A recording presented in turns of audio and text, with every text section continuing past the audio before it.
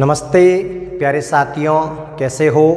आज हम जो मैंने आपको सूत्र बताया था उस सूत्र के अंदर लालदास जी का भी उल्लेख आता है। तो संत लालदास जी जो मेवात क्षेत्र के अंदर बहुत प्रसिद्ध संत हुए हैं। मेवात के अंदर धार्मिक पुनर्जागरण का जो कार्य किया है वो दो संतों ने किया है। एक का नाम चरणदास जी है और दूसरे का नाम लालदास जी है। तो ये मेवात के या मत्स्य क्षेत्र के मध्यकाल के प्रसिद्ध दो संत हुए हैं, एक लालदास जी और दूसरे अपने चरणदास जी।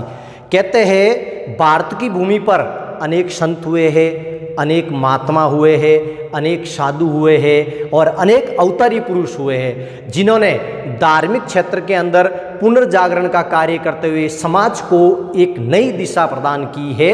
और वैसे भी कहा जाता है कि आग लगी आकाश में, जर्जर परे अंगार, संत ना होते जगत में जल जाता संसार। तो संतों की महिमा तो बड़ी न्यारी है। तो ऐसे ही आज हम एक संत लालदास जी के बारे में चर्चा करेंगे, जिन्होंने मेवात क्षेत्र के अंदर एक धार्मिक पुनर्जागरण की शुरुआत की थी। इनका जन्म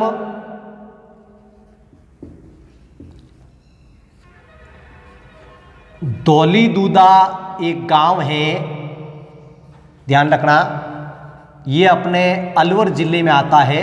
यहाँ पे इनका जन्म हुआ था। इनका जन्म 1540 ईस्वी में हुआ था। कई बार क्या करता है वो विक्रमी संवत पूछ लेता है, तो इसमें आप 57 प्लस कर दीजिए, आपके आ जाएगा वो। और इनकी मृत्यु सन 1648 ईस्वी में हुई थी। लगभग 108 वर्ष तक ये जीवित रहे थे। इन्होंने शतक लगाया था और बहुत लंबा जीवन जिया था और बहुत अनुभव भी इनको था। इनके माता पिता, इनका जन्म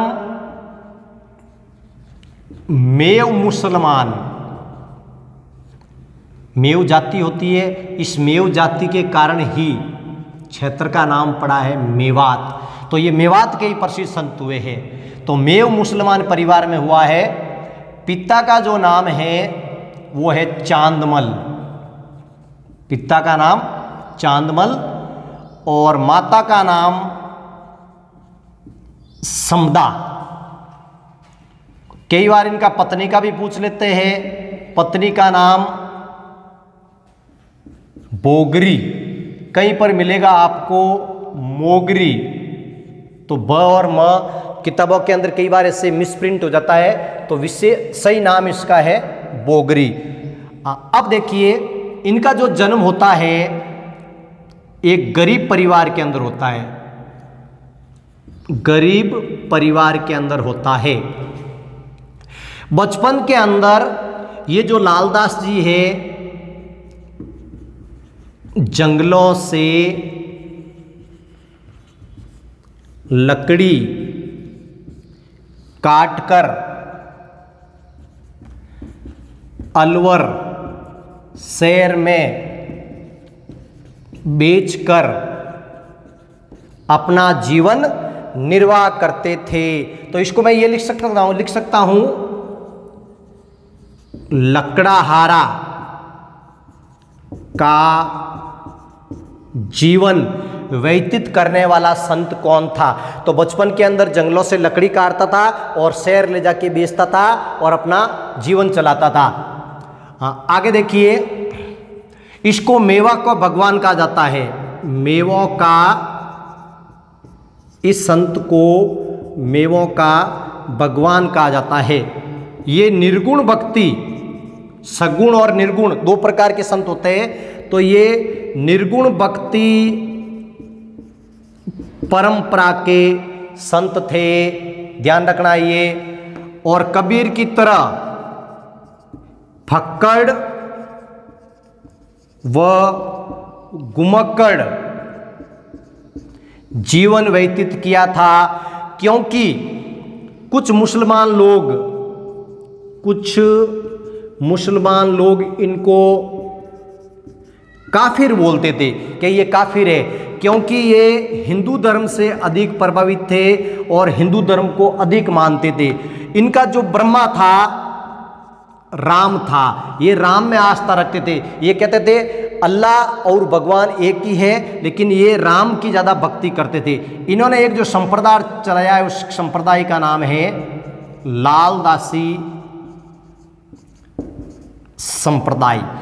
इनके गुरु का जो नाम है ये पूछा जाता है गदन चिश्ती। गुरु का नाम है गदन चिश्ती। कई बार ये पूछा जाता है, गुरु का नाम है गदन चिश्ती, जो अपने अलवर के रहने वाले हैं। ये इसको अपना गुरु बनाया, ध्यान रखना ये। हाँ, अब आगे चलिए। तो इन्होंने जिस संप्रदाय की स्थापना की है उसका नाम है लालदासी। इस संप्रदाय के लोग क्या करते हैं, जब आपस में मिलते हैं तो जय राम से अभिवादन करते हैं। इस संप्रदाय में दीक्षित होने के लिए एक अनोखी विधि अपनाई गई है। हर कोई व्यक्ति इसमें दीक्षित नहीं हो सकता है। जो व्यक्ति उस विधि को पार कर लेता है या उस परीक्षा को पार कर लेता है, वही इस संप्रदाय का अनुयायी बनता है। इसके अंदर सबसे पहले उसको अपनी निजी संपत्ति का दान करना पड़ता है। फिर इस संप्रदाय के अंदर दीक्षित होने वाले व्यक्ति के बाल काटे जाते हैं।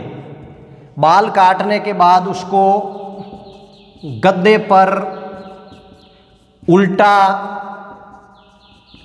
बैठाया जाता है। ध्यान रखना, एक गद्दा लाते हैं और गद्दे पर उल्टा बैठाते हैं और उसका मुंह काला किया जाता है और फिर पूरे गांव में घुमाया जाता है।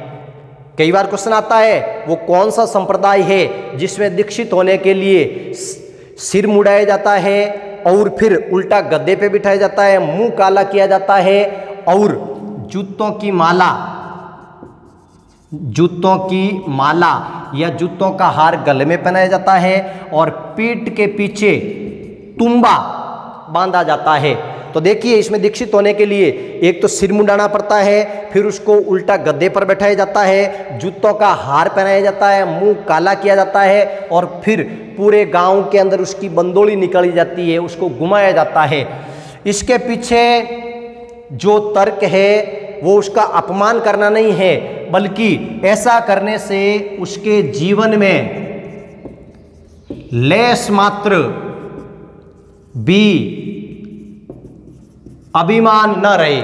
तो इस अभिमान को चूर चूर करने के लिए, घमंड को, ईगो को चूर चूर करने के लिए ये प्रक्रिया या ये विधि अपनाई जाती है। हमारे यहाँ भी देख लीजिए, जिस व्यक्ति का मुंह काला कर दिया जाता है और गद्दे पे बंदोली निकल जाती है, तो फिर वो सिर उठा के बोल नहीं सकता, फिर वो घमंड नहीं कर सकता, अभिमान नहीं कर सकता। तो इस प्रकार की प्रक्रिया इस संप्रदाय में अपनाई जाती है और फिर उसको दीक्षित किया जाता है। इस संप्रदाय का जो मूल मंत्र है वो है स्वावलंबी या स्वावलंबन।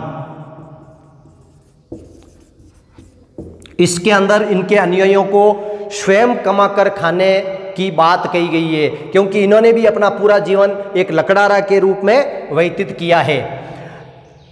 जिस समय ये लालदास जी मेवात क्षेत्र के अंदर, ये मध्यकाल पूछा जाता है, मध्यकाल मेवात क्षेत्र, मेवात की जगह कई बार मत्स्य क्षेत्र आ जाता है, तो मत्स्य क्षेत्र के भी ये प्रमुख क्या है, संत है। उस समय अपने दारा सिक्को, नाम सुना होगा आपने, दारा सिक्को शाहजहां के पुत्रों में उत्तराधिकार को लेके युद्ध चल रहा था।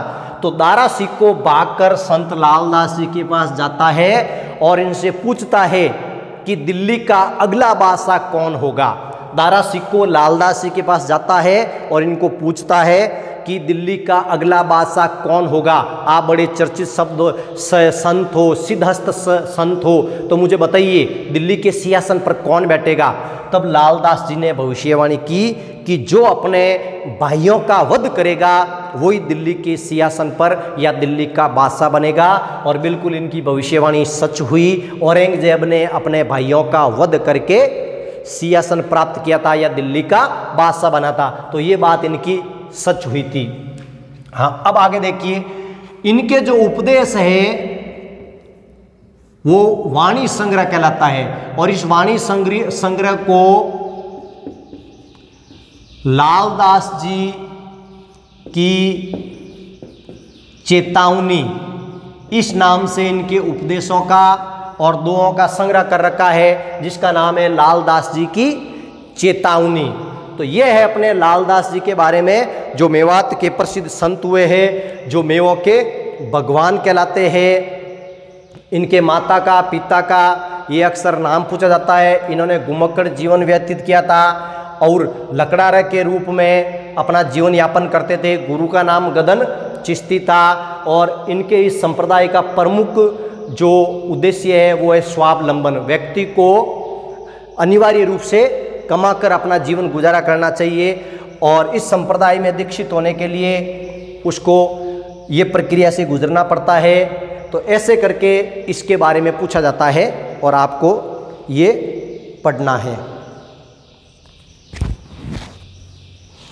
हाँ, अब बात आती है इनकी मृत्यु कहाँ हुई थी। एक स्थान है नगला, ध्यान रखना, एक स्थान है शेरपुर।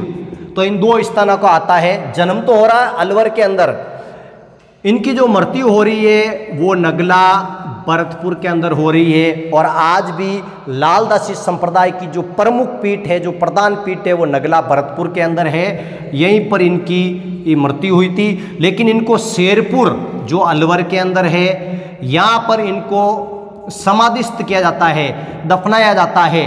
तो शेरपुर भी इनका एक धार्मिक स्थल है जहाँ पर मेला भरता है। लेकिन इनकी जो प्रधान पीठ है इस लालदासी संप्रदाय की, वो अपने नगला भरतपुर के अंदर है। तो जन्म हो रहा अलवर के अंदर, मृत्यु हो रही है नगला भरतपुर के अंदर और इनको एट लास्ट में जो दफनाया जाता है वो शेरपुर के अंदर दफनाया जाता है। तो ये आपको संत लालदास जी के बारे में याद रखना है। एक छोटा सा वीडियो है, कल एक और वीडियो लेके आपके सामने हाजिर होंगे। तब तक के लिए जय हिंद।